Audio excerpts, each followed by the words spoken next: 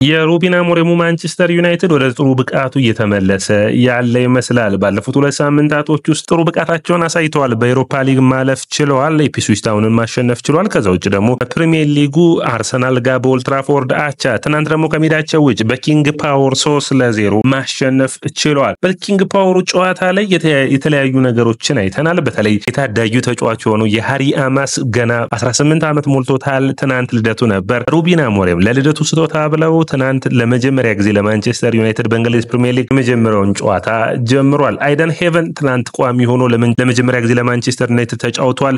ጉዳት አጋጥሞታል። ነገር ግን የተፈራውን ያክል ጉዳቱ እንዳልሆነ ዛሬ መረጃዎች ወጣው ይታያሉ። ሌላኛው የሚሆነው እንግዲህ አሌሃንደር ጋርናቾና የራስመስ ሆይላንድ ጎል ያለማስቆጠር ችግራቸው በትናንቱ ጨዋታ ላይ ተፈቷል። ይህ እንግዲህ ለሩበን አሞሪም ማንቸስተር ዩናይትድ ትልልቅ ውሳኔዎችን ወስነው በክረምቱ በጥሩ የዝውውር መስኮት ብዙ አይነት ውሳኔዎችን ወስነዋል። አንደኛ የሚሆነው በጣም ሁላችንም የሚያስማማው ራሽፎርድን ለቀዋል፣ አንቶኒን ለቀዋል። ማጥቃት ክፍላቸው ከአማካይ ክፍላቸው ከተከላካይ ክፍላቸው ደግሞ ብዙ ተጫዋቾች ተጎድተውባቸዋል። በግልጽ የሚታይ ነው። በተለይ የማጥቃት ክፍሉ አማድ ዲያሎ የለም። እዚህ የማጥቃት ክፍሉ ዋናው ተጫዋች ይመስል ነበር። ከዛ ውጭ በአማካይ በኩል ደግሞ ኩቢሜኖ አለመኖር ቡድኑን እየጎዳው ያለ ይመስላል። ነገር ግን በእነዚህ ሁሉ ሁኔታዎች ውስጥ ይህ ማንቸስተር ዩናይትድ ጠንካራ ብቃት እንደቀጠለ ነው። ወደ አድማጮቻችን ይህ ያያ ስፖርት ነው። ላይክ፣ ሼር፣ ኮሜንት፣ ሰብስክራይብ ማድረጋችሁን አትርሱ። ከዛ ውጭ ወደ አድማጮቻችን በእናንተ እይታ ስለ ሃሪ አማስ፣ ስለ አይደን ሄቨን ከዛ ውጭ ደግሞ ስለ ራስመስ ሆይላንድ ምን ታስባላችሁ? ስለ ብሩኖ ፈርናንዴዝ የማንቸስተር ዩናይትድ በጎል ተሳትፎ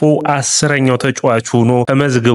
እንግዲህ ሪከርዱን እየቀጠለ ይገኛል። ምን ታስባላችሁ ስለ ወቅታዊ የብሩኖ ፈርናንዴዝ ብቃት? ኮሜንት መስጫ ቦክስ ላይ አስቀምጡልኝ። ይህ ያያ ስፖርት ነው። ላይክ፣ ሼር፣ ኮሜንት፣ ሰብስክራይብ ማድረጋችሁን አትርሱ። እንግዲህ በሃሪ አማስ ጉዳይ እንጀምር። በጣም ጥሩና የሚያስደስት ዜና ሆኖ የሚታይ ነው። በኪንግ ፓወር ጨዋታ እንግዲህ ትናንት 18 ዓመቱን የሚያከብረውን ሃሪ አማስን በ69ኛው ደቂቃ ላይ ቀይረው አስገብተውታል። ሩበን አሞሪም ጥሩ ድልም መስጠት ነው። እንግዲህ ማንቸስተር ዩናይትድ አካዳሚ ተጫዋቾችን በመውጣት የሚታወቅ ቡድን እንደሆነ የሚታወቅ ነው። 253ኛው ተጫዋች ሆኗል ከዩናይትድ አካዳሚ ተጫዋች ወጥቶ ለማንቸስተር ዩናይትድ የተጫወተ። እንግዲህ ባለፉት ዓመታቶች ኩቢሜኖን፣ አሌሃንደር ጋርናቾን አይተናል። በዘንድሮ ዓመት ቶቢ ኮይለርን አይተናል። ከዛውጭ ዶቢ ማርቲን ከአርሰናል የመጣው ከታዳጊ ቡድኑ ጋር ስላለ ሃሪ አማስን አይተናል። እንግዲህ ሩበን አሞሪም ከጨዋታው መጠናቀቅ በኋላ አስተያየታቸውን ሰጥተዋል። ለዩናይትድ መጫወት ምን እንደሆነ ማወቅ አለባቸው፣ እነዚህ ታዳጊዎች ጠንክረው መስራት ይጠበቅባቸዋል በማለት አስተያየታቸውን ሰጥተዋል። እንግዲህ የግራ ተመላላሽ ቦታውን ሸፍኖ እየተጫወተ ይገኛል። ምክንያቱም በቅጣት በዚህም ጨዋታ ላይ መሰለፍ ያልቻለው ፓትሪክ ዶርጉ አለመኖሩን ተከትሎ የሱን ቦታ ሸፍኖ ተጫውቷል። ተቀይሮ ነው የገባው። በጨዋታው ላይ ጥሩ ፐርፎርማንሱን አሳይቷል። 2 ታክል ወርዷል።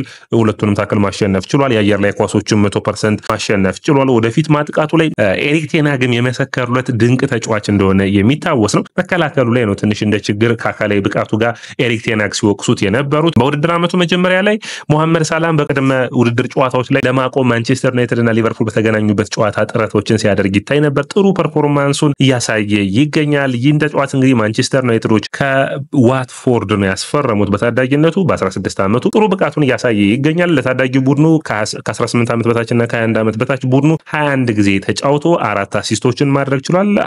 አርሰናልን እንግዲህ በየካቲት ወር በኤፍኤ ካፕ የታዳጊዎች ውድድር ላይ ጥለው ሲያልፉ ጥሩ ብቃቱን ካሳዩ ተጫዋቾች ውስጥ አንዱ ነበር። ስለ አይደን ሄቨን መጎዳት እናወራ። እንግዲህ ወዳድማቻችን በጨዋታው ላይ ጥሩ ብቃቱን አሳይቷል። ይህ ተጫዋች ከጊዜ ወደ ጊዜ ጥሩ ፐርፎርማንሱን እያሳየ ነው። በአንድ ሳምንት ውስጥ እንግዲህ ለአርሰናል እንደ ፈረንጆቹ አቆጣጠር በጥቅምት 30 በፕሪስተን ኖርዚንድን በገጠሙበት ጨዋታ ላይ ለዋናው ቡድን የመጀመሪያ ጨዋታውን አድርጎ 10 ደቂቃዎችን መጫወት የቻለው አይደን ሄቨን አሁን ግን በማንቸስተር ዩናይትድ የዋናው ቡድን አካል ሆኖ ባለፉት ሳምንት ጥሩ ብቃቱን እያሳየ ይገኛል። የመጀመሪያ ጨዋታውን በአርሰናል ጨዋታ ተቀይሮ ገብቶ ነው እንግዲህ ሌኒዮሮን ቀይሮ ገብቶ ጥሩ ብቃቱን አሳይቷል። በዩሮፓ ሊጉ ቋሚ ሆኖ ምርጥ ብቃቱን አሳይቷል። አሁን ደግሞ በፕሪሚየር ሊጉ የመጀመሪያውን ጨዋታ በኪንግ ፓወር ስታዲየም ማድረግ ችሎ ነበር። በተለይ ማንቸስተር ዩናይትድ ብዙ ተጫዋቾች እንደተጎዱባቸው የምታውቁት ነው። በተከላካይ መስመር በኩል ሌኒዮሮ፣ ማጓየር፣ ማርቲኔዝ፣ ሾው እና ኢቫንስ አልነበሩም። ነገር ግን በሚገባ በሚባል የታዳጊ ተጫዋች የማንቸስተር ዩናይትድ የወደፊቱ ተስፋ የሚሆን ይመስላል። በጣም ጥሩ ፐርፎርማንሱን እያሳዩት ነው። ማንቸስተር ዩናይትዶች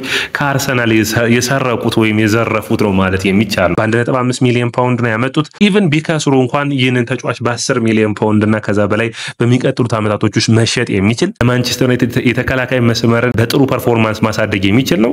የማንቸስተር ዩናይትድ የመሃል ተከላካይ ሚና በሚቀጥሉት ዓመታቶች ውስጥ በሌኒዮሮና አይደን ሄቨን የሚሸፈን ይመስላል። ይህ የ18 ዓመት ታዳጊ ምን ምን ምርጥ አይነት ብቃት አለው ካላችሁኝ ከኋላ ሲመሰርት ኳሱን በሚገባ በሰውነቱ ሽፋን የሚሰጥ ነው። በአየር ላይ ፐርፎርማንሱ ጥሩ ነው። በአየር ላይ ፍልሚያዎችን ዱዋሎችን ማሸነፍ ላይ ጥሩ የሚባል ብቃት አለው። አማካይ መስመር ተጫዋች ስለነበር ደግሞ ኳሱን ፕሮግረስ የማድረግ አቅሙ በጣም ጥሩ ተጫዋች ነው። እንግዲህ ልምዶቹን እንዲያካብት ማንቸስተር ዩናይትድ የሚጠበቅበት ይሆናል። የሌኒ ዩሮ በአርሰናሉ ጨዋታ ተቀይሮ ከወጣ በኋላ ጉዳት እንዳጋጠመው ይታወሳል። ጉዳቱ ያን ያክል ለክፉ የሚሰጥ አይደለም፣ ነገር ግን በቅርቡ ወቅቶች የሚመለስ ይሆናል። ስለዚህ እስከዛ ወቅት ድረስ ሄቨን ሊሸፍን ይችላል። ሄቨን በትናንቱ ጨዋታ እንግዲህ የዳካን ኳስ ለማስጣል ሞከረ። ኳሱን ካስጣለ በኋላ ሩበን አሞሪም ከጨዋታው መጠናቀቅ በኋላ እንደተናገሩት ታዳጊ ተጫዋቾች ጉዳታቸው ምን እንደሆነ ራሱ በግልጽ ለመናገር ያለ ዶክተሮች መፍትሄ ለማምጣት ብዙ ያስቸግራሉ። ስለዚህ ልምዶች ሲኖራቸው ያንን የሚያሻሽሉ ይሆናል። ግልጽ አላወቅነውም ችግሩን ብሏል። ነገር ግን እንደተፈራው እንግዲህ ሲወጣ አይታችሁት ከሆነ በስትሬቸር ነው የወጣው። ነገር ግን ከጨዋታው መጠናቀቅ በኋላ ሲወጣ በይሄ የጉልበት መከላከያ አድርጎ እንጂ ክራንች ሁሉ ይዟል አልታየም። ስለዚህ በእግሩ እየረገጠበት እንዳለና ግጭት የሚመስል ነገር እንዳጋጠመው የሚታይ ነው። ስለዚህ ለማንቸስተር ዩናይትድ ይህ ጥሩ ዜና ነው። ከአርሰናል መምጣቱ ብቻ ሳይሆን ግን ይህ ተጫዋች የጄሰን ዊልኮክስን መደነቅ የሚጠበቅበት ነው። ታዳጊው በጣም ጥሩ ፐርፎርማንሱን ከጨዋታ ወደ ጨዋታ እያየን እንገኛለን። ስለ ራስመስ ሆይሉንድ እናውራ። እንግዲህ ራስመስ ሆይሉንድ ወደ ጎል አስቆጣሪነቱ ተመልሷል። ከ94 ቀናት በኋላ ነው ጎል ማስቆጠር የቻለው። ጋርናቾም ወደ ጎል ማስቆጠሩ ተመልሷል። ነገር ግን የራስመስ ሆይሉንድ በአጥቂ መስመር ላይ ስለሚጫወቱ ብዙ ነገሮቹ ተጽዕኖ ፈጥረውበታል። እንደ ግላዲያተር ነው ደስታውን ሲገልጽ የነበረው። እንግዲህ በታህሳስ 12 ሁለት ጎሎችን ቪክቶሪያ ፕሌዘር ላይ ካስቆጠረ በኋላ 21 ጨዋታ አልፈዋል ምንም ጎል ሳያስቆጠር። እንግዲህ ብሩኖ ፈርናንዴዝ ነው ድሉን የፈጠረለት። በሚገባ ነው ማስቆጠር የቻለው። ያው ራስመስ ሆይሉንድ የተዘዋወረበት ዋጋ ከፍተኛ ስለሆነ ከአትላንታ 71.5 ሚሊዮን ፓውንድ ነው። ያንን ተከትሎ በጣም ሁልጊዜም ጫና ውስጥ እንደሆነ የምታስታውሱት ነው። ስለዚህ በጥንቃቄ ተጫዋች ማደግ ይጠበቅበታል። በተለይ በሩበን አሞሪም ማጫወት ውስጥ ጉልህ ሚና ሊኖራቸው ከሚችሉ ተጫዋቾች ውስጥ አንዱ ነው። በተለይ ኳሱን ያስቆጠረበት መንገድ ብሩኖ ፈርናንዴዝ ኳሱን ያቃበለበት መንገድ አሲስት ያደረገበት በጣም የተለየ ነበር። ባክ ፓስ አድርጎ ሌላ ተጫዋች ያቃብላል ተብሎ ይጠበቅ ነበር። ነገር ግን በደካማ እግሩ ቀኝ እግሩ ነው ሹት አድርጎ ማስቆጠር የቻለው። ይህ ጥሩ ፐርፎርማንስ ነው በራስመስ ሆይሉንድ በኩል። የብሩኖ ፈርናንዴዝ ወቅታዊ ብቃትን ሲነሳ ግን የጋርናቾ ጎል ማስቆጠር መነሳት አብሮ ያለበት ይመስለኛል። አሊያንደር ጋርናቾ ጎል ማስቆጠር ላይ እንግዲህ ጥሩ የሆነ አይደለም ባለፉት ሳምንታቶች ውስጥ። ነገር ግን በዚህ ጨዋታ ላይ ወደ ጎል አስቆጣሪነቱ ተመልሷል። ጎል ተሽሮበት ነበር፣ ኦፍሳይዱ ነው። ሁለተኛ ጎሉን ደግሞ ማስቆጠር ችሏል። ጥሩ ብቃቱን እያሳየ ይገኛል። ጎንበስ ብሎ አሁን በሩበን አሞሪም ቡድን ውስጥ ትልልቅ ኃላፊነቶችን እየወሰደ ያለ ይመስላል። 24 ጨዋታዎች አልፏል። እንግዲህ ግሌሜንት ላይ ነው ጎሉን ያስቆጠረው። ከ24 ጨዋታዎች በኋላ የመጀመሪያ ጎሉን ማስቆጠር ችሏል። ይህ እንግዲህ በዚህ ጎል አስቆጣሪነቱ መቀጠል ይጠበቅበታል። ምክንያቱም ማንቸስተር ዩናይትድ ከፊቱ ኖቲንጋም ፎረስትን በሲቲ ግራውንድ እና ማንቸስተር ሲቲን ደግሞ በሜዳቸው የሚገጥሙ ሁለቱ ጨዋታዎች ጠንካራ ፉክክርን የሚያደርጉበት ይሆናል። ብሩኖ ፈርናንዴዝ በትናንትናው ጨዋታ ሶስተኛውን ጎል እንዳስቆጠረና ይህም ጎሉ እንግዲህ ለማንቸስተር ዩናይትድ በዘንድሮ ውድድር ዓመት ጥሩ ብቃቱን እያሳየ እንዳለ የሚያሳይ ነው። በአጠቃላይ ብሩኖ ፈርናንዴዝ ለማንቸስተር ዩናይትድ 62 ጎሎችንና 50 አሲስቶችን ማድረግ ችሏል። ይህ ማለት 112 የጎል ተሳትፎዎች ላይ ደርሷል። ዋይን ሩኒ በማንቸስተር ዩናይትድ ቤት 183 ጎሎችና 93 አሲስቶች አሉት። 276 የጎል ተሳትፎ አለው። ሪያን ጊግስ ማንም የማይረሳው 13 የውድድር ዓመትን በማንቸስተር ዩናይትድ ያሳለፈው ጥሩ እና በጣም አስደናቂው ተጫዋች ሪያን ጊግስ በ109 ጎሎችና 162 አሲስቶች በማድረግ 271 የጎል ተሳትፎ ላይ ይገኛል። ፖል ስኩልስ 107 ጎልና 55 አሲስቶችን አድርጓል። 162 የጎል ተሳትፎዎች ነበሩት። ዴቪድ ቤካም፣ ሮናልዶ፣ ሶልሻየር፣ ራሽፎርድ፣ አንዲ ኮል እና ኤሪክ ካንቶና በመጨረሻ ደግሞ ብሩኖ ፈርናንዴዝ 10ኛ ሆኖ በ112 የጎል ተሳትፎዎች ላይ የሚገኝ ይሆናል። ብሩኖ ፈርናንዴዝ በወቅታዊ ብቃቱ ለማንቸስተር ዩናይትድ አስደማሚ ተጫዋች ሆኖ እያየነው እንገኛለን። ይህ ለማንቸስተር ዩናይትድ በጣም አስደሳች ይመስለኛል። በአጠቃላይ ግን መረጃዎቹን ጠቅላላ ስናረጋቸው የብሩኖ ፈርናንዴዝ ወደ ጎል አስቆጣሪነት መመለስ ማንቸስተር ዩናይትድን በሚገባ እያገዘው ይገኛል። ከዛ ውጭ የራስመስ ሆይሉንድና የጋርናቾ ወደ ጎል አስቆጣሪነት መመለስ ከረጃጅም ጨዋታዎች ማለት ነው ሆይሉንድ 21 ጨዋታዎች ጋርናቾ 24 ጨዋታዎች አልፎት እንደነበር የሚታወሰው። የአይዳን ሄቨን ጉዳት አሳሳቢ አለመሆን፣ የሃሪ አማስ በ18 ዓመቱ ታዳጊ የመጫወቻ እድልን ለማንቸስተር ዩናይትድ ማግኘቱ፣ እነዚህ ሁሉ አስደሳች መረጃዎች ነው የምናገኛቸው ነው። ውድ አድማጮቻችን ይህ ያያ ስፖርት ነው። ላይክ፣ ሼር፣ ኮሜንት፣ ሰብስክራይብ ማድረጋችሁን አትርሱ። የእናንተ ላይክ፣ ሼር፣ ኮሜንት፣ ሰብስክራይብ ብዙዎቹ ጋር እንድንደርስ ያግዘናል። ላይክ፣ ሼር፣ ኮሜንት፣ ሰብስክራይብ ማድረጋችሁን አትርሱ።